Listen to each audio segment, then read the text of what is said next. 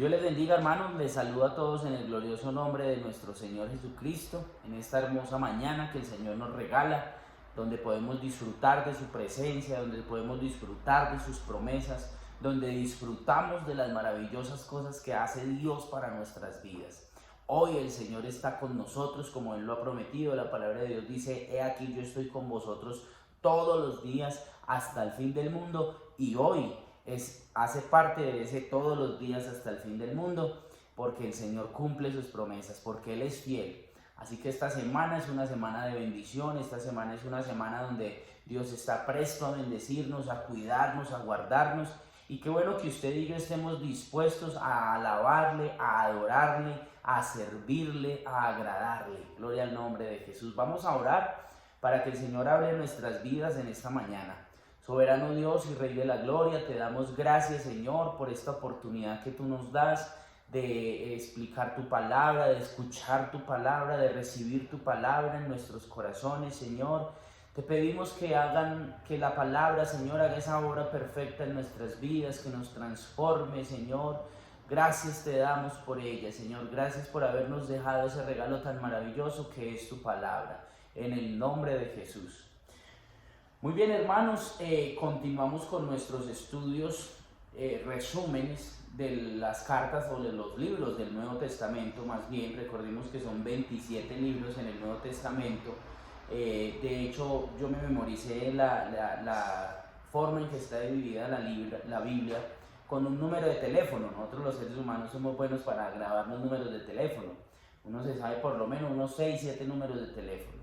Y hay un número de teléfono con el cual nos podemos grabar la división, la división básica de la Biblia, que es 266 39 27. 266 39 27. ¿Por qué digo esto? Porque son 2 testamentos, 66 libros en el canon bíblico, 39 el Antiguo Testamento y 27 el Nuevo Testamento. Entonces 266 39 27. Es una manera didáctica para uno memorizarse estas cosas que son importantes. Entonces, dentro de esos 27 libros que estamos haciendo el resumen del Nuevo Testamento, nos encontramos con este maravilloso libro de los Hechos, sobre el cual nos corresponde el día de hoy hacer nuestro resumen.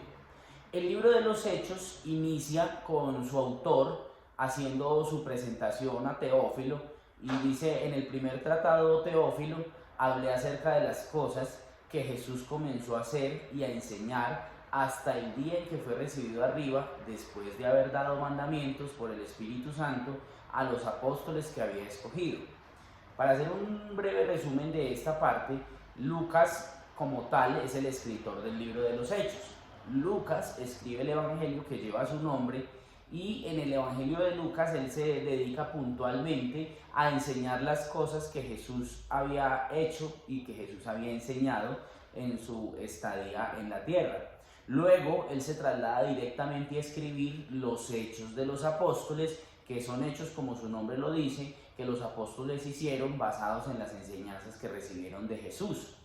Cuando iniciamos a leer el evangelio, nos encontramos con el capítulo 1 y el versículo 8, en donde el Señor da una promesa hermosa que dice: pero recibiréis poder cuando haya venido sobre vosotros el Espíritu Santo, y me seréis testigos.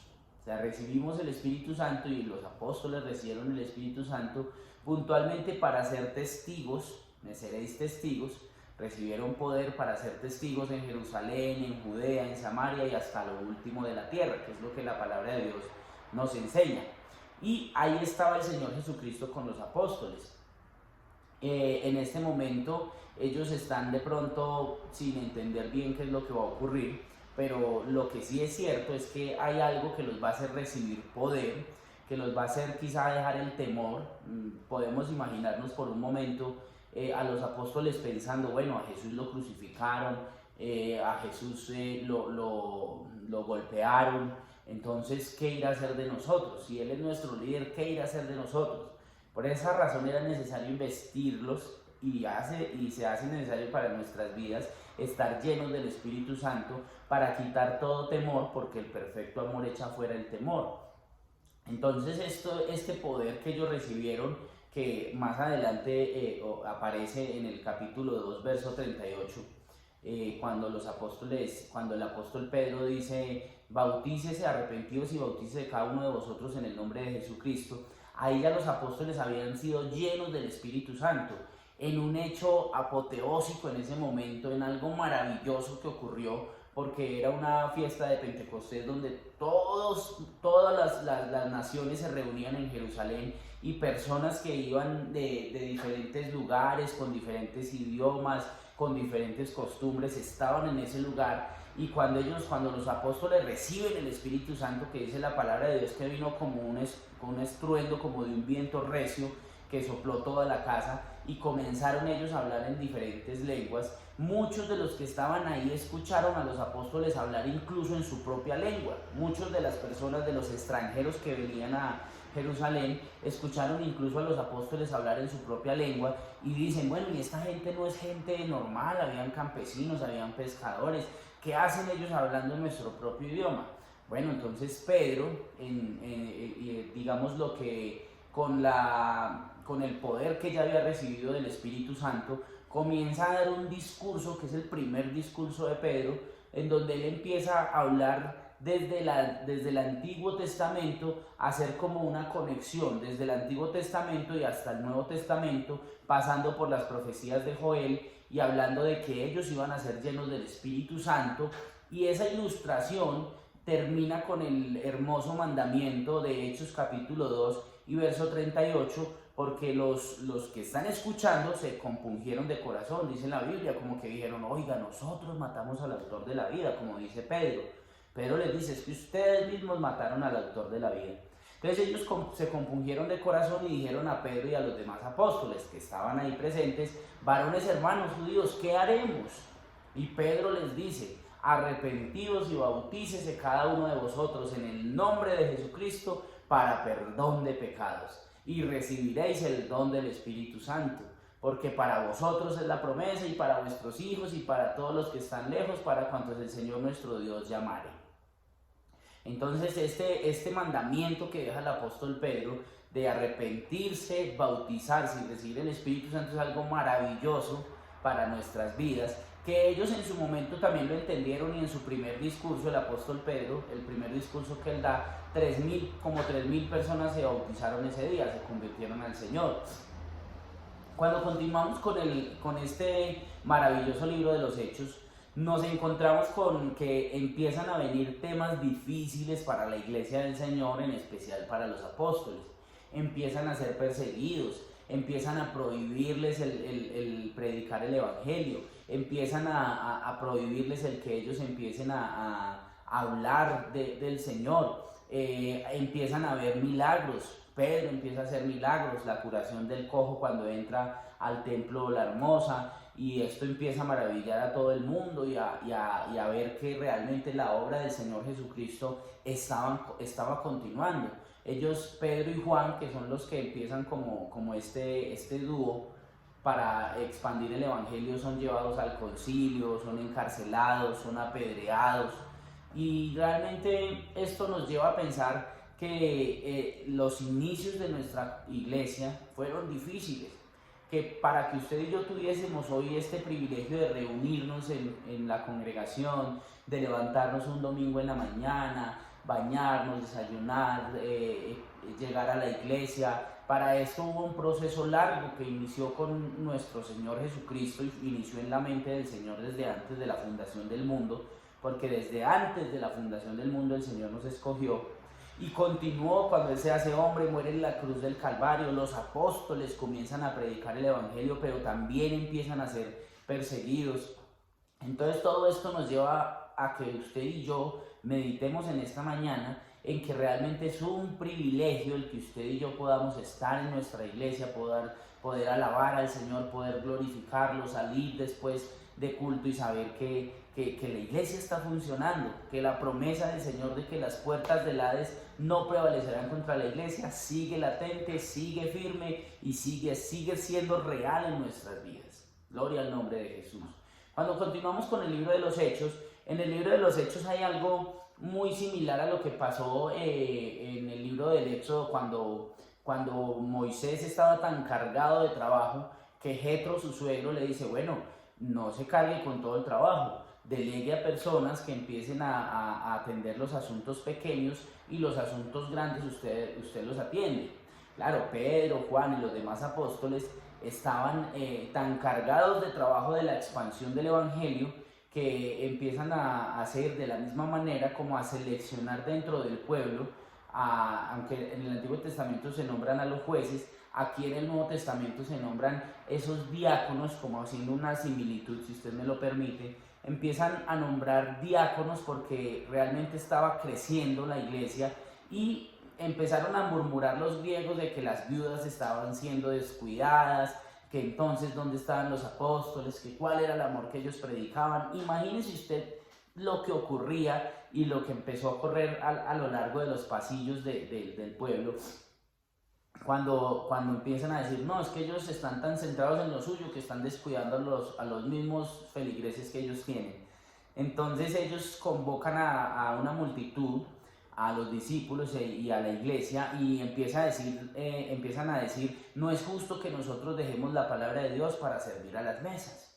Entonces ellos querían dedicarse a la palabra de Dios, pero que hubiesen líderes de buen testimonio dentro de la congregación que se pudieran encargar puntualmente de este trabajo, y es ahí donde se hace la elección de los diáconos, por orden del Espíritu Santo, porque esta propuesta le agradó a la multitud. Entonces los primeros diáconos de la iglesia fueron Esteban, varón lleno de fe y del Espíritu Santo, Felipe, Prócoro, Nicanor, Timón, Parmenas y Nicolás. Fíjense que de pronto de ellos no se habla mucho a lo largo de las escrituras, solo de uno que ya lo vamos a mencionar, quien es Esteban. Pero lo que sí podemos saber es que cumplieron el trabajo para el cual el Señor los llamó en su momento, ese liderazgo que ellos tenían, porque realmente dentro de la iglesia del Señor no hay líderes ni pequeños ni grandes, sino que todos cumplimos una función dentro del cuerpo de Cristo, como lo dice el apóstol Pablo cuando escribe a los Efesios, diciendo que todos juntamente hacemos parte del cuerpo del Señor, que unidos por las coyunturas que se ayudan mutuamente, recibimos el crecimiento en el Señor y nos vamos fortaleciendo en amor. Entonces esta elección de los diáconos es algo puntual en el libro de los Hechos, porque con ellos, con los diáconos, los apóstoles pudieron, designar ciertas tareas para que ellos no tuvieran que, desviar el propósito de predicar la palabra de Dios. Continuamos con el libro de los Hechos y nos encontramos con el primer mártir cristiano, seguidor de Jesús, que es Esteban. Ellos empiezan a sentir como ese celo, como ese recelo, como ese odio por los cristianos, y Esteban empieza a hablar, a dar un discurso maravilloso, y él empieza a decir, es que ustedes han rechazado a Jesús y a los enviados de Dios a lo largo de las Escrituras, y empieza desde Moisés a dar una historia maravillosa hasta llegar a Cristo, señalándoles que ellos siempre han rechazado a los enviados del Señor. Esto obviamente genera una reacción contraria en ellos, y lo que hacen es darle muerte a Esteban apedreándolo. Y esta muerte de Esteban, en vez de pronto quejarse y qué dolor lo que me está pasando, él dice, no, es que veo los cielos abiertos, y empieza a sentir como la presencia de Dios, algo maravilloso, y se plasma en el libro de los Hechos, dándonos a entender que la muerte de Esteban, aunque fue dolorosa físicamente, fue algo maravilloso que él pudo ver en ese momento, cuando estaba muriendo y ve al Señor allá sentado en su trono. Gloria al nombre de Jesús. Es algo que creo que nos llena de gozo en esta mañana, el saber que él estaba viendo eso tan maravilloso. Y dice, y apedreaban a Esteban mientras él invocaba y decía, Señor Jesús, recibe mi espíritu. Y puesto de rodillas clamó a gran voz, Señor, no les tomes en cuenta este pecado. Y habiendo dicho esto, murió. Fíjense, hermanos, la influencia tan grande que los apóstoles habían puesto en este joven. Y este joven quizá había escuchado que algún día el Señor, cuando estaba muriendo en la cruz, dijo, Señor, no tengas en cuenta estos pecados.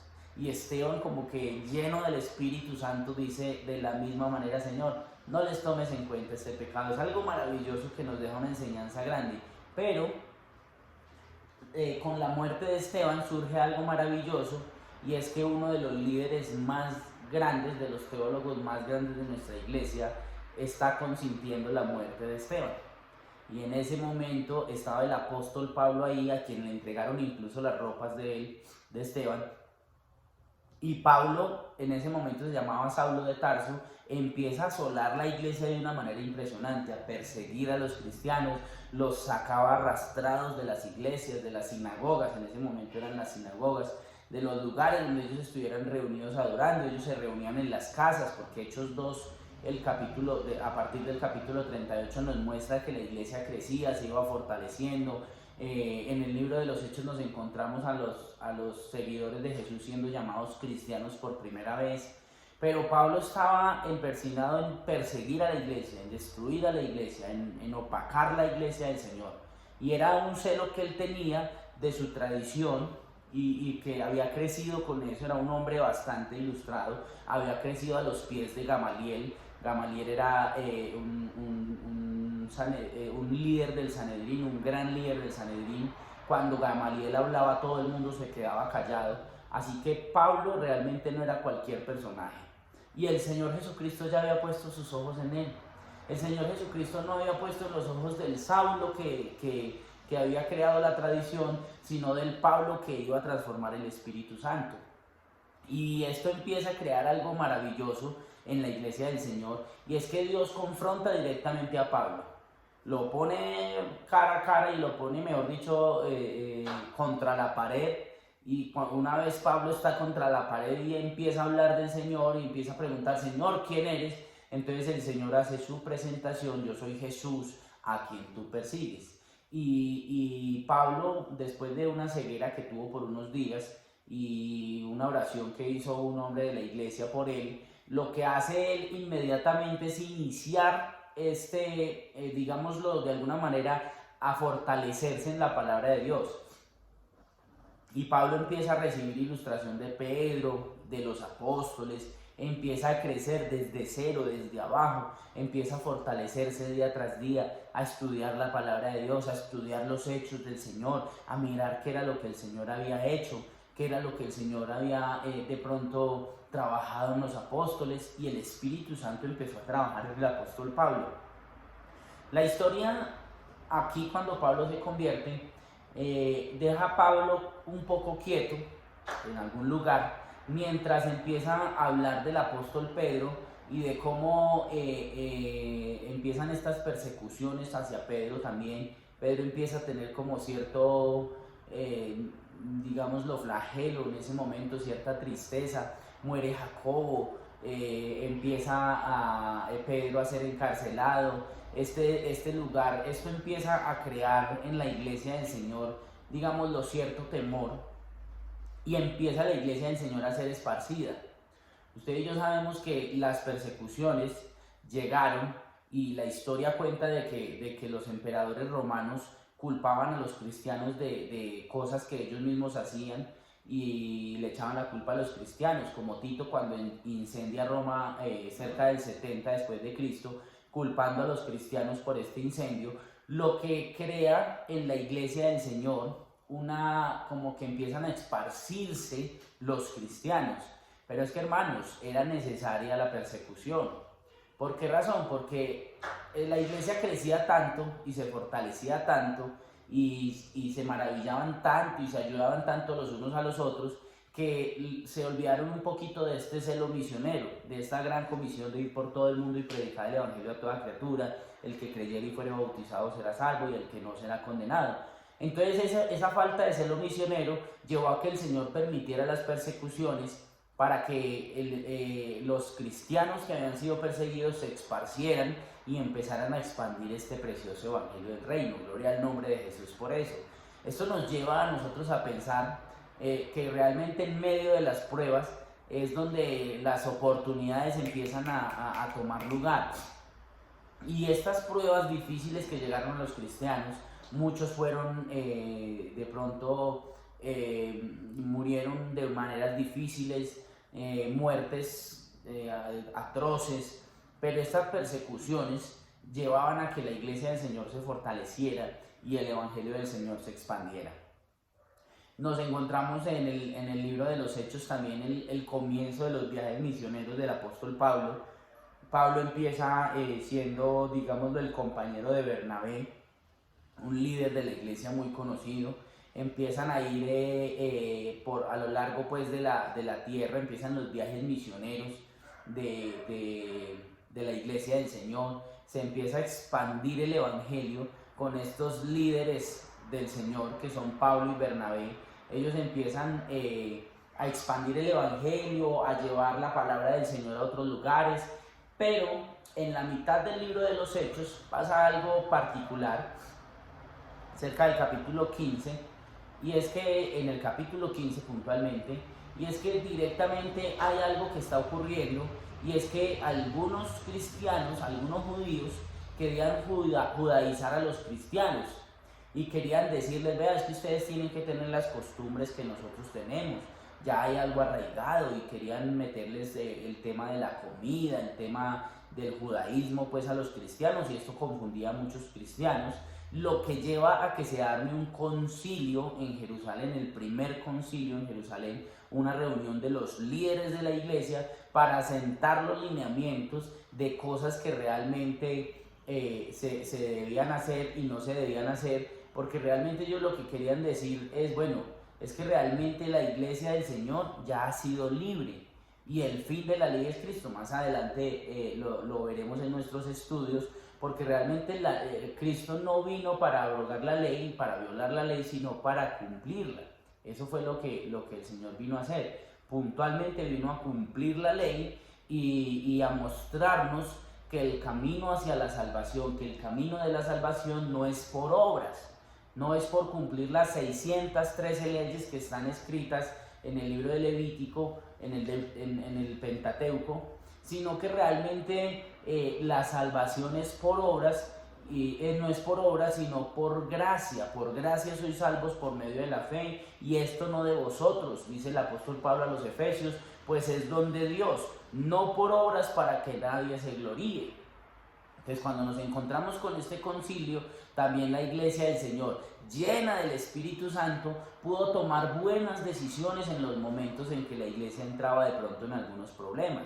Incluso, hermanos, hay algo tan maravilloso, y es que, si ustedes recuerdan, en el mismo libro de los Hechos nos muestra un acontecimiento de que la iglesia del Señor tenían todas las cosas en común. Empezaron a vender las casas, empezaron a vender las propiedades, a repartirlas en partes iguales, pero esto llevó a un colapso económico dentro de la iglesia de Jerusalén, y una de las iglesias que nacieron de aquí, de Jerusalén, que era la iglesia de Antioquía, empezó a enviarle ayuda a la iglesia de Jerusalén, porque la iglesia de Jerusalén se había quedado sin fondos. Entonces fíjese cómo la iglesia del Señor empezó a ayudarse, habían ayudas misioneras, lo que hoy usted y yo conocemos como la ofrenda misionera, que nosotros damos una ofrenda misionera para que esa ofrenda se vaya a los misioneros que hay a lo largo del mundo. Pues aquí la iglesia de Antioquía envió una ayuda misionera a la iglesia de Jerusalén, que estaba pasando por un momento de crisis. Esto lo digo para que nosotros empecemos a ver la importancia de la unión como iglesia del Señor, y que todos somos parte de la iglesia del Señor, sin importar si estamos en Bogotá, en Medellín, en Estados Unidos, en Europa, en cualquier lado donde estemos, hacemos parte de la iglesia del Señor. Entonces, si continuamos con el libro de los Hechos, ya empieza, digámoslo, Pablo a tomar un papel protagónico, y en el principio el título que le da el traductor de la Biblia es Bernabé y Pablo, pero ya después empieza Pablo y Bernabé. Pablo empieza a tomar el liderazgo de los viajes misioneros, empieza a hacer cosas bastante prominentes dentro de la iglesia del Señor, y ese liderazgo lo lleva a que muchas personas se conviertan al Señor. Y aunque Pablo también sufrió muchísimo, porque pues también fue encarcelado en varias ocasiones, pero esto como dice la palabra de Dios, bueno, yo estoy preso, pero la palabra de Dios no lo está. Gloria al nombre de Jesús. Pablo seguía trabajando, Pablo seguía visitando a los diferentes lugares a los que el Señor lo enviaba, seguía expandiendo el evangelio, creando no es la palabra, sino formando a líderes que más adelante iban a tener papeles importantes, como lo son Timoteo, como lo son Tito, incluso al mismo apóstol Pedro, que fue en su momento su líder también le está enseñando algunas cosas del tema de judaizarse. Entonces fíjense que Pablo empieza a tomar un papel importante. El libro de los Hechos como tal da un papel muy protagónico al apóstol Pablo. No que los otros apóstoles no tuvieran importancia, porque sí la tienen y mucha, pero recordemos que aunque Pedro pudo haber hecho muchas más cosas y Juan muchas más cosas, aquí nos estamos enfocando en Pablo, en parte porque así lo quiere el Espíritu Santo, pero también porque Lucas es el mejor amigo de Pablo. Entonces a Lucas estando todo el tiempo con Pablo, pues cuenta las historias que vivían con Pablo y las cosas que el apóstol Pablo había hecho. Pero el libro de los Hechos, creo yo que hay muchas cosas que no se alcanzaron a escribir en este lugar, pero que más adelante nos damos cuenta que es un libro abierto, que realmente no se finalizó este libro. Continuamos con el tema del apóstol Pablo. Pablo empieza a ser encarcelado, empieza a ser maltratado, pero él sigue predicando el evangelio. Cuando él tiene que empezar a defenderse, cuando leemos el libro de los Hechos nos damos cuenta que él empieza a defenderse, a apelar su libertad y a decir: es que yo no estoy haciendo nada malo.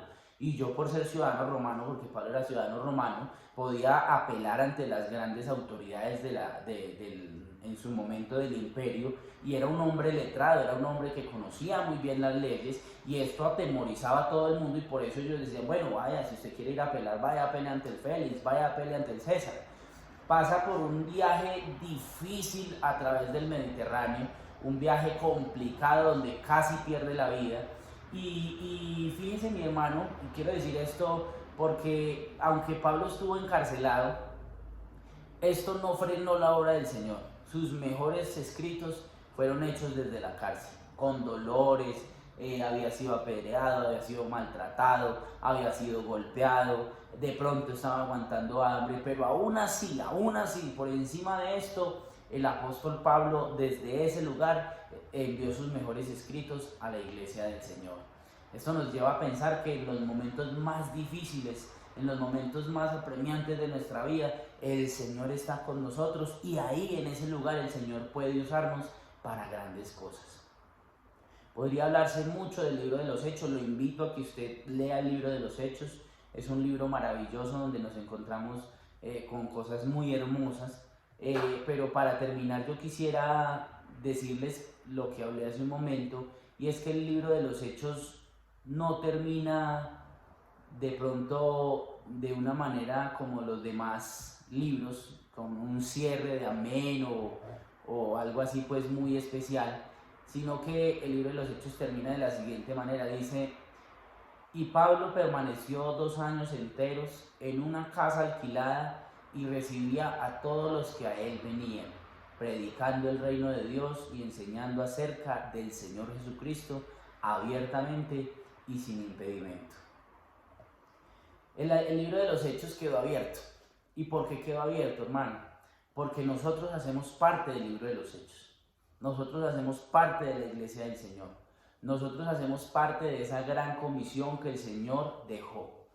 Y hoy usted y yo podemos ser parte, escribiendo aquí en el libro de los Hechos, espiritualmente hablando, las cosas que usted y yo podemos hacer, el evangelio que usted y yo podemos seguir predicando a nuestra familia, a nuestros amigos, a nuestros compañeros de trabajo. El libro de los Hechos quedó abierto porque el Señor tenía a bien que usted y yo hoy hiciéramos parte de este maravilloso tiempo, de esta maravillosa comisión. Seguimos predicando y expandiendo el evangelio del Señor Jesucristo, aún en medio de estos tiempos difíciles. Quiero dejar hasta aquí, hacer una oración para que este día sea un día maravilloso para nosotros. Soberano Dios y Rey de la Gloria, gracias por tu palabra. Gracias, Señor, por este momento especial. Te damos gracias, Señor Jesucristo, porque tú cuidas nuestras vidas, tú guardas nuestros corazones, Señor. Gracias, Señor, por esos hombres que entregaron su vida, Padre Celestial, por expandir este precioso mensaje. Pero sobre todo, Jesús, gracias porque tú, Padre Celestial, entregaste tu vida en la cruz del Calvario, Padre Santo, pero te levantaste al tercer día y nos has dado poder, Señor. Gracias, Padre Celestial. En el nombre de Jesús, amén. Que Dios les bendiga, hermanos, y que tengan un excelente día.